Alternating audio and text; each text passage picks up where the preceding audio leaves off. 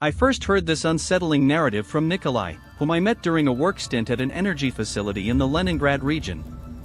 Despite a significant age gap, we bonded instantly over our mutual passion for hunting and fishing. One frigid weekend, we set up camp by the Luga River, close to our temporary lodgings. We pitched a tent, cast our bottom fishing lines, and started a fire. Nikolai, a native of Karelia who had started hunting around the age of 14, was a phenomenal storyteller, especially when the tales revolved around the wilderness. The fish weren't biting that night, and the cold was biting hard. A few hours and a bottle of warming cognac later, I found myself recounting a personal, rather strange story about a woman named Sveta. I expected the usual blend of skepticism and playful mockery. Instead, Nikolai took my tale with unexpected gravity. His serious response prompted him to share an account from his own life, a moment of inexplicable horror that changed him forever. For the sake of retaining the raw atmosphere, I relay his story directly, using his perspective. This was the grim reality of the early 90s. I was living and working near the Yanisyarvi railway station. Following the perestroika, legitimate work was scarce, and food and money were even scarcer. Consequently, many men, myself included, survived by turning to the woods for game and fish.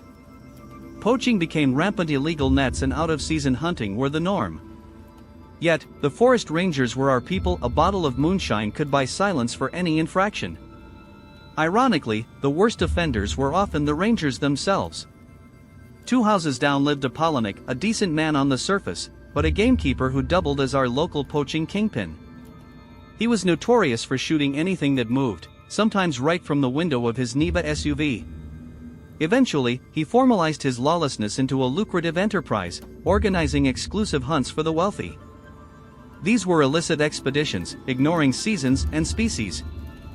He was an expert tracker, and I often joined him. Over time, he started bringing my friend Vasily and me along to act as armed backup. Our primary role was protection, particularly during the high-risk hunts for bears in their dens.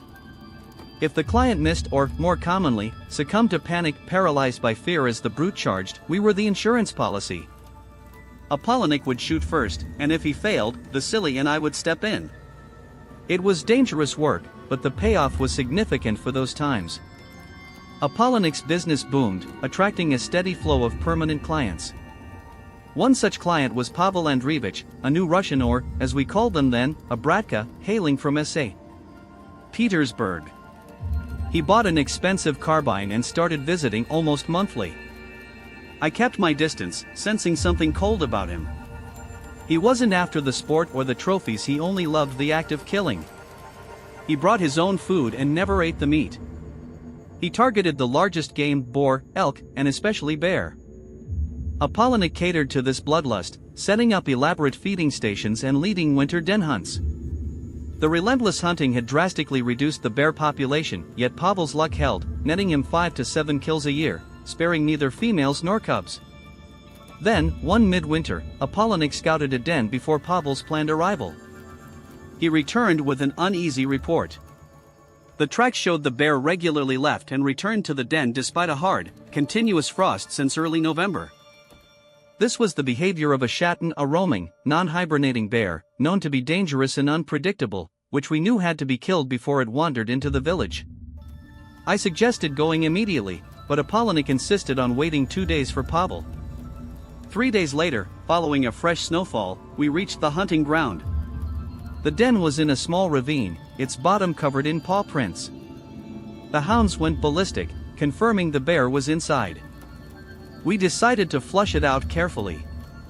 Vasily cut a birch sapling and began prodding the den entrance. An hour passed, nothing stirred.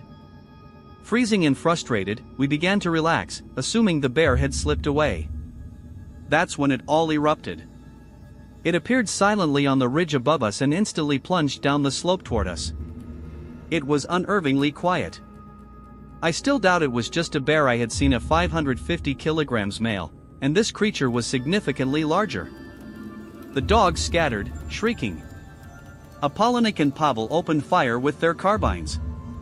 The thing was rushing straight at me, standing closest to the slope. I fired both barrels simultaneously, and then I was slammed into the snow. I awoke to Vasily shaking me. My thick, padded jacket had saved me from death, leaving me with only bruised ribs and a concussion. Pavel and Apollonych were dead. Vasily, his voice slurred with shock, recounted the rest. The creature mauled Pavel and dragged Apollonych down the slope. Vasily, who had slipped and fallen, was certain he was next, but the creature simply ignored him, turned, and trotted out of the ravine. The next day, tracking the creature was impossible due to fresh snow, but we found the blood trail. It led for hours to a swamp where all traces vanished. Later, we learned the den had 2 exits. The creature had been watching us from the second exit before attacking.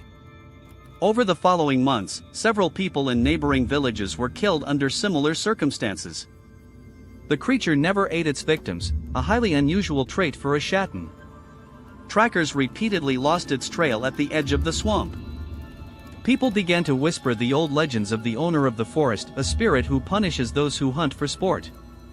The attacks ceased as suddenly as they began. I never found out why it spared Vasily and me, and I have never hunted a bear since.